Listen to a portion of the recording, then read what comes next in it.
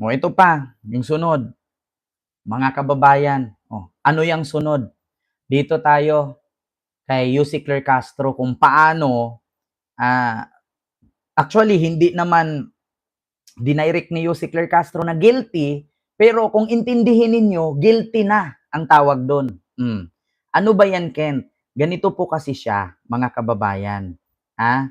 Si Yussi Claire Castro, nag-react po patungkol sa tirada ni Sara. Mga kababayan, may tirada kasi si Sara, mga kababayan, kay Gibo Chodoro. Bakit? Kasi, mga kababayan, yung ginawa kasi ni Gibo, sa kanyang sabi na yung mga opisyalis ng gobyerno na pumapabor sa pananakop at ang pangbabastos ng China sa Pilipinas ay dapat mag-resign na. Kaya ang reaksyon ng palasyo, natatawa sila. Bakit? Ang sabi kasi ni Yussi Claire Castro, panoorin natin. Sabi ko nga sa inyo, mga kababayan, tignan nyo, matatawa talaga kayo dito. Eto, mga kababayan, pakinggan nyo ang sagot ni Yussi Claire Castro. Interview last week po, Vice President Sara Duterte said that without the list of the pro-China officials nga po, even President Marcos could be implicated din as a suspect nga po, saying kahit ang presidente natin kasali sa suspect doon kasi walang pangalan, walang listahan ng pangalan. Your reaction po? Ako natawa. Di ko alam kung natatawa kayo. For me, nakakatawa kasi yung kanya mga sinasabi.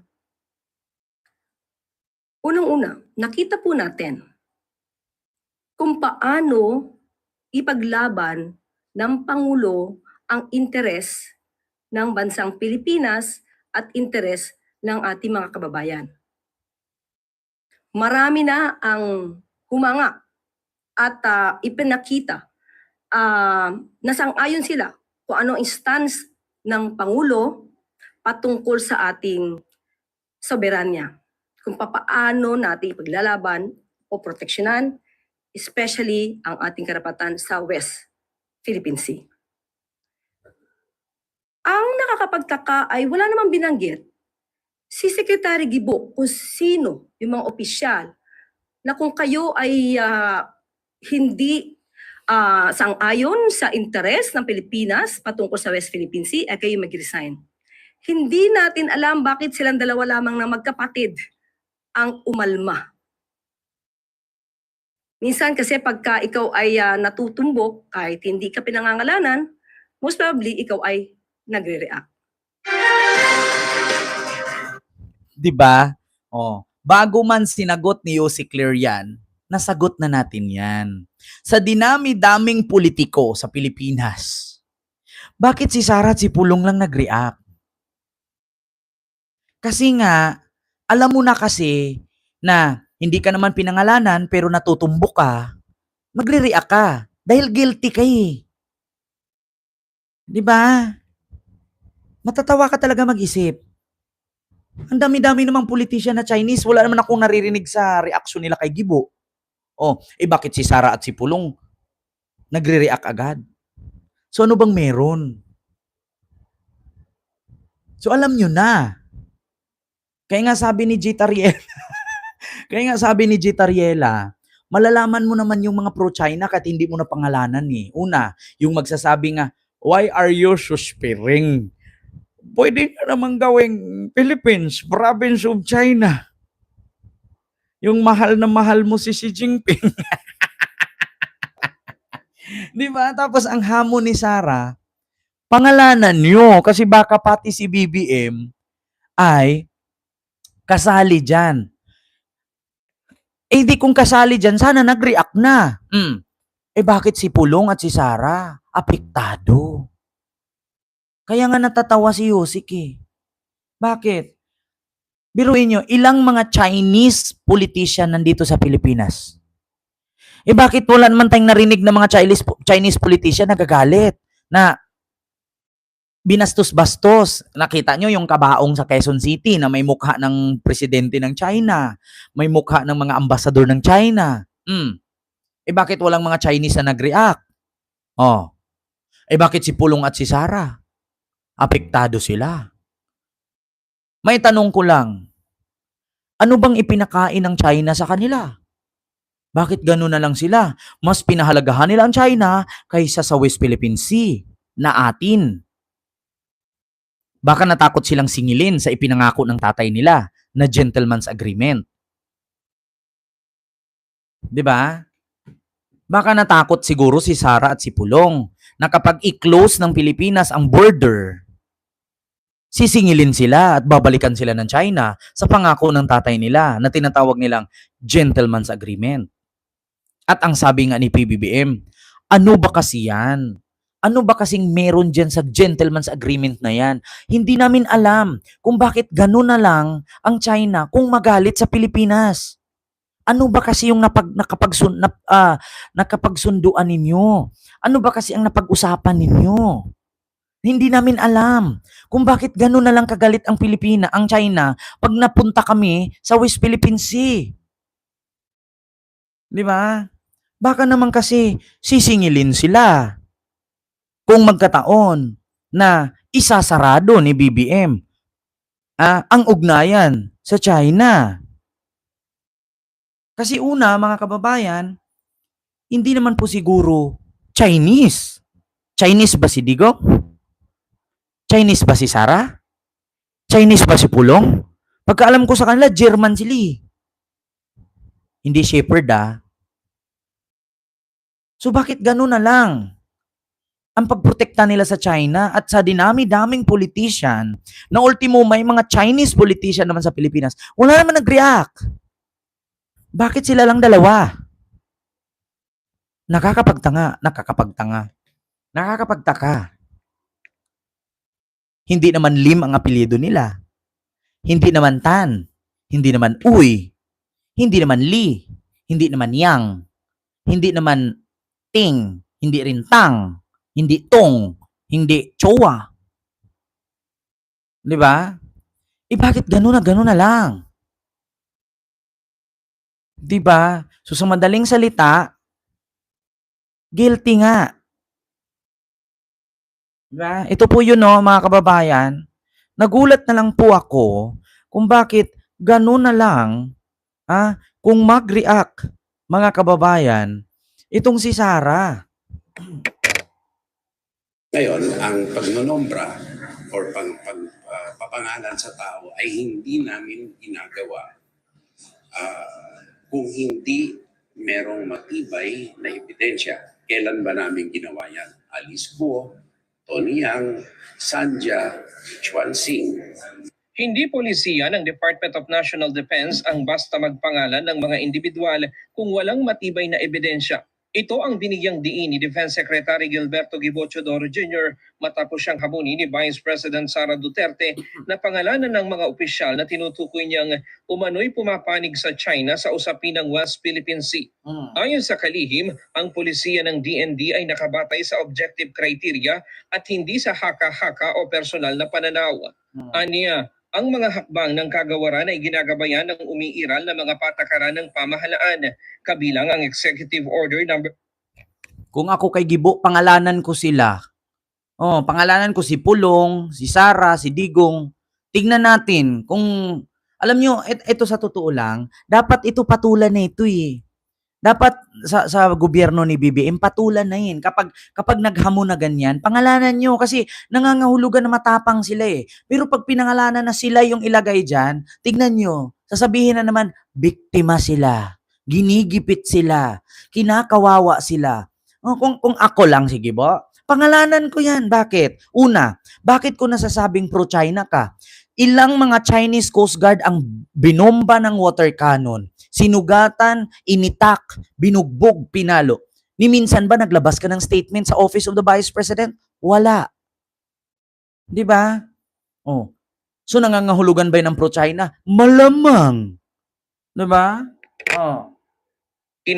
bilang batayan sa mga usaping kaugnay ng West Philippine Sea. Naglabas tayo ng policy statement ng kagawaran, ang kagawaran ng Department of National Defense ay may mahigpit na alituntunin sa mga gawain nito na pinatutupad magmula sa akin hanggang sa huling kapag kaanib dito, no? At dito sa mga usapin nito, ang ginagamit natin ay objective criteria. Ang criteria na yan ay AO 29, no? May mga nagsabi na ang nanay daw ni Digong ay Chinese dahil apelyido Roa. Bakit ang Chinese hindi nakapagbigkas ng R? Hindi ako naniniwala. Isa lang ang rason ko dyan. Hindi Chinese ang lola ni Sarah or nanay ni Digong. Why? Ang mga Chinese hindi nakakapagbigkas ng letter R. Ang pagkakaalam ko, ang nanay ni Digong ay teacher ng mga Chinese. Hindi po siya Chinese. Hindi po Chinese ang nanay ni Digong. Teacher siya sa Chinese school. Sa mga DDS baka ma-educate na naman kayo ng mga bobo niyong kapwa. Ang nanay ni Digong ay hindi Chinese. Ang nanay ni Digong ay teacher ng Chinese. At paano ka magkaroon ng apelyidong Roa tapos Chinese ka? Kadalasan sa mga Chinese hindi nakakabigkas ng R. Ito ay Kung Roa ang apelyido niya, pagbigkas ng Chinese niyan, Loa. Loa. Ni hao, si pao, Loa. Napansin nyo? Sa Chinese, nagbibigkas sila ng R?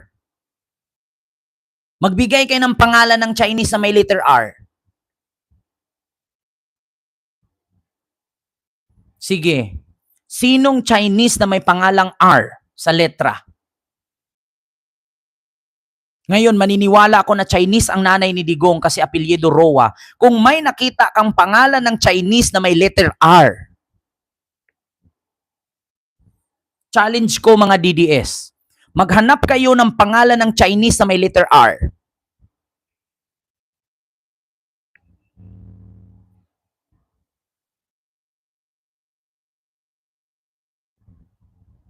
Wala? Ako pa ba? Lola ko mismo Chinese. Walang R ang Chinese. Walang R. Sa Japanese lang. At Korean. ibigay namin basihan upang makipagtulungan at makipag-ugnayan sa ibang mga ahensya kung may Nahihirapan nga sila sa S Sa R pa kaya? Ano daw? Kadtila ang road. Road yun Kalsada kasi yun, ma'am. Pareho lang yan sa recto road. Oo. Yung road, hindi nila apelyido yun. Nilagay lang sa kalsada. Oo. Kasi ang English ng kalsada, road. Walang R ang Chinese. Yan ang katotohanan. Kaya, kung Roa man ay Chinese, paano nangyari yun? Hindi nga makapagbigkas ng R ang mga Chinese, pati S, nahihirapan nga R pa kaya? Hindi Chinese ang Roa. kailangan. Iginiit ng kalihim na bahagi ng responsibilidad ng DND ang pangangalaga sa operational security, institutional procedures at reputasyon ng mga mamamayan. Ang pahayag ni Teodoro ay tugon sa pag-iit ni Vice President Duterte na dapat pangalanan ng Defense Chief ang mga opisyal na nakasalig at nagtatanggol pa umano sa China. Siguro para klaro sa lahat ng mga kababayan natin, dapat pangalanan kung sino yung mga officials na tinutukoy niya na nagde-defend. Tsaka take note mga kababayan, ang nanay ni Digong, ang pangalan Solidad. Ang apelyido Roa. Ang pangalang Roa at Solidad is a Spanish name. Spanyol, Solidad, Roa. Spanyol po siya. Di sana kung Chinese siya, pangalan niya, Xi Shuang Xingguang. Roa. Spanish po siya. Roa Solidad. Pareho lang yan sa Mercedes, Mi Amor. Rosalinda, Mercedes. Roberto. Merong nag-comment. Rosana Ortiga, our Mayor Roberto Oy in Dipolog City. Actually, ma'am, si Roberto Oy, ang kanyang mga kalahi ay mga half Chino yan. At take note, kilala ko si Roberto Oy, asawa niya si Ting, di ba? Di ba anak niya si Kuan? Anak niya si kalimutan ko yung pangalan ng anak niya, classmate ko nga yung anak niya eh. 'Di ba? Oo, basta kilala ko yung mayor niyo diyan sa Dipolog. Si Berto Oy. Oo. Asawa niya si Kuan. Si Ting. Ting ba yan or Tang? Apelido na may kondo diyan sa Binondo. Oo. Tapos anak niya si ay, nakalimutan ko yung pangalan niya kaya si Slater Yang nga, kilala ko nga si Slater Yang eh. Oo, kaklase ko yung anak niya diyan. Si pangalan nito. Kasi ang anak ni Haloso si Bullet eh. 'Di ba? Basta nakalimutan ko yung pangalan mga kababayan. Ng anak ni Berto. 'Di ba gobernador yan siya dati, kalaban niya si Labad-Labad na tsuhin ni Girly, na manager ni Elias. Kilala ko no. Yeah? Kalaban ni Berto Oy ng Dipolog City, dati si Labad-Labad. Si Labad-Labad, tsuhin ni Girly na manager ni Elias yung na na na na na na na. Kilala ko yan, di ba? Hay, nako. Sabi ko sa inyo mga kababayan, marami. Kasi ang style kasi ni Digong, kapag kaharap niya Chinese, sabihin niya Chinese siya. Kapag kaharap niya Muslim, sabihin niya Muslim siya. Kapag kaharap niya ay European, sabihin niya European siya. 'Di ba? Si Evelyn ang asawa ni Berto. Ano daw? Evelyn is Daryl's daughter. Hindi po anak ni Evelyn si Daryl. Oo. Si Evelyn Ting yan eh. So yun po yun mga kababayan. Pero dati ang gobernador niya dyan si Yebes. Di ba namatay na si Yebes nung nakaraan lang? Ano yung sakit ni Yebes dyan ma'am? Sabihin mo sa akin. Kilala ako niya ni Yebes nung high school pa ako. Nako, pinasayaw ako niyan. Magaling ako sa sayawan noon eh. Di ba ang magkapatid diyan si Rolando at saka si Ed Yebes? Kilala ko yung mga congressman gobernador yun diyan. Si Rolando at si Ed Yebes, magkapatid yan. Yan si Ed Yebes, tumakbo yan ng mayor ng Rojas. Tapos tumakbo ng gobernador si Rolando.